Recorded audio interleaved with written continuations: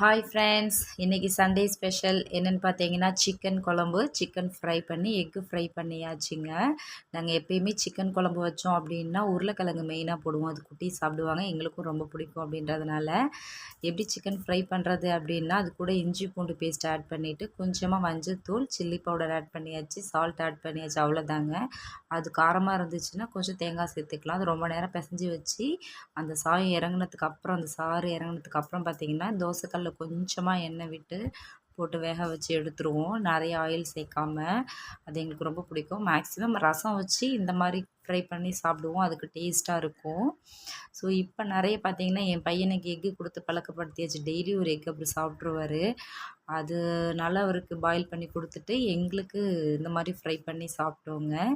அதுவும் அதே மாதிரி தான் சிக்கன் ஃப்ரை பண்ண மாதிரி தான் எக்கும் பண்ணியிருக்கோம். நீங்களும் ட்ரை பண்ணி பாருங்கள். வீடியோ பிடிச்சிருந்தா கமெண்ட் பண்ணுங்கள், லைக் பண்ணுங்கள், சப்ஸ்கிரைப் பண்ணுங்கள்.